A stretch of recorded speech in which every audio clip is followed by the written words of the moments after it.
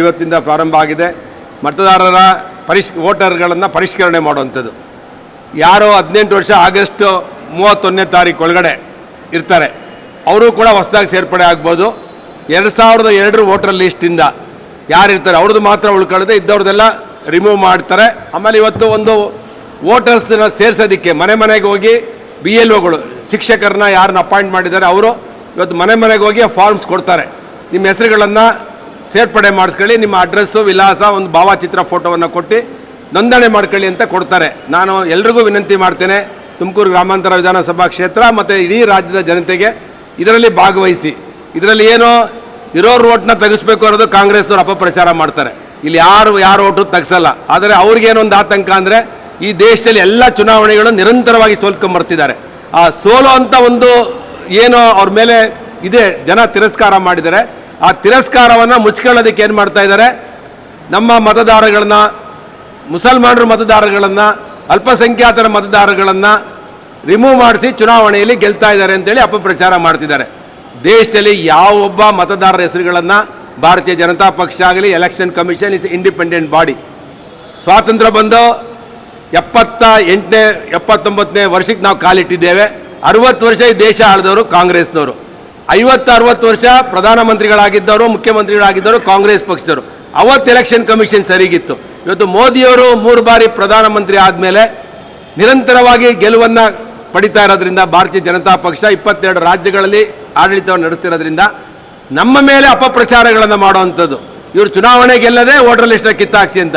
ಇವತ್ತು ಕರ್ನಾಟಕದಲ್ಲಿ ನಾನು ಹೇಳ್ತಾ ಇದ್ದೇನೆ, ಇಡೀ ರಿವ್ಯೂ ಆದರೂ ಕೂಡ 2% ಇಲ್ಲಿ ಬಾಂಗ್ಲಾದೇಶದಲ್ಲಿ ಬಂದಿರುವಂಥ ಮುಸಲ್ಮಾನರು ಅಸ್ಸಾಮಲ್ಲಿದ್ದರು, ಬಿಹಾರಲ್ಲಿದ್ದರು, ವೆಸ್ಟ್ ಬೆಂಗಾಲಲ್ಲಿದ್ದರು. ಅವ್ರನ್ನೆಲ್ಲವನ್ನ ತೆರವುಗೊಳಿಸುವಂಥ ಒಂದು ಕೆಲಸವನ್ನು ನಮ್ಮ ಸರ್ಕಾರ, ಮೋದಿ ಸರ್ಕಾರ ಮಾಡಿದೆ. ಅಲ್ಲಿ ಸಾಕಷ್ಟು ಜನ ಮುಸಲ್ಮಾನರುಗಳು ಬಾಂಗ್ಲಾದೇಶ, ಪಾಕಿಸ್ತಾನ, ಅಫ್ಘಾನಿಸ್ತಾನದಿಂದ ಬಂದು ಅಲ್ಲಿ ನೆಲೆಸಿದ್ರು. ಅವ್ರನ್ನ ಕಿತ್ತಾಕ್ಸಿದ್ದಾರೆ.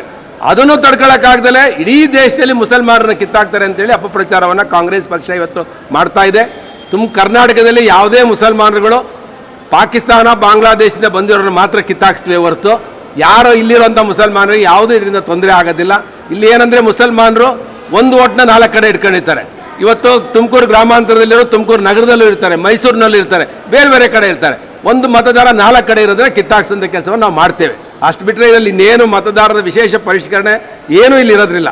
ಅದರಿಂದ ಎಲೆಕ್ಷನ್ ಕಮಿಷನ್ ಕೊಟ್ಟಿರುವಂಥ ಒಂದು ನಿರ್ಣಯ ಏನಿದೆ ಇವತ್ತು ವೋಟರ್ ರಿವಿಷನ್, ಆ ವೋಟರ್ ರಿವಿಷನ್ನ ದೇಶದಲ್ಲೇ, ಇಡೀ ದೇಶದಲ್ಲಿ ಅದು ಒಂದು ಸ್ವಚ್ಛವಾದ ಚುನಾವಣೆಯ ಒಂದು ಪ್ರಕ್ರಿಯೆಯಲ್ಲಿ ಭಾಗವಹಿಸಿದೆ ಎಲೆಕ್ಷನ್ ಕಮಿಷನು. ಅದನ್ನೆಲ್ಲರೂ ಸ್ವಾಗತ ಮಾಡಬೇಕು.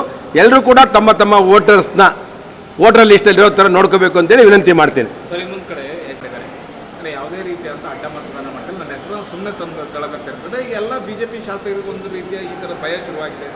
ಈ ಎಲ್ಲರ ಹೆಸರು ತಿಳ್ಕೊಕ್ಕುವಂಥ ಪ್ರಯತ್ನವನ್ನು ಮಾಡ್ತಿದ್ದಾರೆ. ಇದು ಕಾಂಗ್ರೆಸ್ನವರೇ ಅಪಪ್ರಚಾರವನ್ನು ಪ್ರಾರಂಭ ಮಾಡ್ತಾರೆ. ಯಾರ್ಯಾರಿಗೆ ಅವ್ರಿಗೆ ಆಗಲ್ಲ. ಈಗ ನನ್ನ ಕ್ಷೇತ್ರದಲ್ಲೂ ಕೂಡ ನಾನು ಕ್ರಾಸ್ ವೋಟಿಂಗ್ ಹಾಕಿದೆ ಅಂತೇಳಿ ನಾನು ಆಪೋನೆಂಟಲ್ಲಿ ಸೋತಿರೋಂಥ PA ಅವನ ಅಕೌಂಟ್ಸ್ ಇದರಲ್ಲಿ ಫೇಸ್ಬುಕ್ಕಲ್ಲಿ ಬರ್ಕೊಂಡಿದ್ದ. ಅದಕ್ಕೆ ನನಗೇನು ವಿಚಲಿತ ಆಗಲಿಲ್ಲ. ನಾನು ಪ್ರಾಮಾಣಿಕವಾಗಿರೋರು ಯಾವ ದೇವಸ್ಥಾನನೂ ಬೇಕಿಲ್ಲ. ಅದು ಪಕ್ಷದವ್ರಿಗೂ ಗೊತ್ತಿರುತ್ತೆ. ಭಾರತೀಯ ಜನತಾ ಪಕ್ಷ ಅವ್ರ ಕೈಯಲ್ಲಿ ಇಡೀ ದೇಶದ ಒಂದು ಶಕ್ತಿ ಇದೆ. CBI ಇದೆ, IB ಇದೆ, ಎಲ್ಲವೂ ಇದೆ. ಅವ್ರ ಹತ್ರ ವಿಜಿಲೆನ್ಸ್ ಇದೆ. ಆದರೆ ಯಾರು ಕಳ್ತನ ಮಾಡಿದ್ದಾನೆ, ಯಾರು ವೋಟ್ ಕ್ರಾಸ್ ಮಾಡಿದ್ದಾನೆ ಅನ್ನೋದು ಪಾರ್ಟಿಗೆ ಗೊತ್ತಿದೆ. ಪಾರ್ಟಿ ಕರೆಕ್ಟ್ ಟೈಮಲ್ಲಿ ಅವನ್ನ ಕಿಕ್ಔಟ್ ಮಾಡುತ್ತೆ. ಪಾರ್ಟಿ ಯಾರನ್ನೂ ಇಲ್ಲಿ ಬಿಡಲ್ಲ. ಪಕ್ಷದ್ರೋಹಿಗಳನ್ನು, ತಾಯಿಗೆ ವಿಶ್ವಾಸ ದ್ರೋಹ ಮಾಡುವಂಥವನ್ನ ಟಿಕೆಟ್ ಪಾರ್ಟಿಯಿಂದ ತಗೊಂಡು ಪಾರ್ಟಿಗೆ ಚೂರಿ ಹಾಕೋವನ್ನ ಎಲ್ಲಿದ್ರೂ ಬಿಡಲ್ಲ ಭಾರತೀಯ ಜನತಾ ಪಕ್ಷ. ನಮ್ಮ ಅಮಿತ್ ಶಾ ಅವರು, ಮೋದಿಯವರು, ಈಗಿರುವಂಥ ರಾಷ್ಟ್ರೀಯ ಅಧ್ಯಕ್ಷರು ಇವರು ನಿತಿನ್ ನಬೀನ್ ಅವರು ಎಲ್ಲರೂ ಸೇರಿ ಯಾವನ್ ಕರ್ನಾಟಕದಲ್ಲಿ ಕ್ರಾಸ್ ಔಟ್ ಮಾಡಿದಾನೋ ಅವನಿಗೆ ತಕ್ಕ ಶಾಸ್ತ್ರಿಯನ್ನ ಖಂಡಿತ ಮಾಡ್ತಾರೆ. ಅವರು ನಂದಲ್ಲ ಅಂತ ಹೇಳಿದಾರಲ್ಲ ಸದಾನಂದ ಗೌಡರು. ನಂದಲ್ಲ ಅಂದಮೇಲೆ ನಾನೇ ಕಾಮೆಂಟ್ಸ್ ಮಾಡೋದು? ಸರಿ ಹೋಗುತ್ತೆ. ಇನ್ನೊಂದು 2 ತಿಂಗಳಲ್ಲಿ ಈ MLC ಚುನಾವಣೆನೇ ನಮಗೊಂದು ಟರ್ನಿಂಗ್ ಪಾಯಿಂಟ್ ಅದು BJP. ಅಂದರೆ ಇಲ್ಲಿ ಕ್ರಾಸ್ ವೋಟಿಂಗ್ ಮಾಡೋದಂತದೇ ನಮಗೊಂದು ಟರ್ನಿಂಗ್ ಪಾಯಿಂಟ್ ಅದು ಪಾರ್ಟಿಗೆ. ಅದರಿಂದ party central parliamentary committee will take A strong decision.